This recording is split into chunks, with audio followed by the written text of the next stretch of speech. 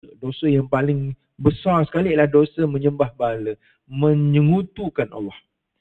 Pahala yang paling besar, pahala aktiviti menguatkan akidah. Apa saja aktiviti yang menguatkan akidah, pahalanya sangat besar. Apakah kemurkaan yang sangat besar? Lawan daripada ibadah yang besar pahala, iaitu mensyirikkan Allah. Barang sesuatu, wal'ayazubillah. Sebab tu letakkan di dalam doa kita. Kita doakan negeri kita. Doakan tempat. Kalau saya tu, saya doakan batu kip. Doalah Rabbi ja'al hadzal balada amina. Wa junubni wa baniya an na'budal asnam. Ya Allah, jadikanlah negeri ini. Kalau doa Nabi Ibrahim untuk Mekah. Kita, negara Malaysia, Selangor, Gombak, Batu Kip. Sini mana ni? AU5, Lembah Keramat. Kita doa, Ya Allah, Rabbi ja'al hadzal balada. Ya Allah, jadikanlah tempat ini, negeri ini, taman ini, amina, aman.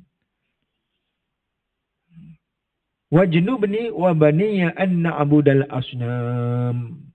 Jauhkanlah aku, anak cucu-cucitku, zuriatku dari menyembah berhala. Ayat 35. Ayat 36, Nabi Ibrahim mengadu kepada Allah.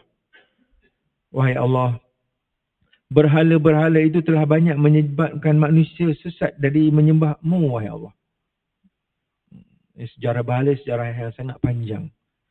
Nabi Ibrahim mengajak manusia agar meninggalkan kesesatan dan segera bertauhid kepada Allah yang Esa.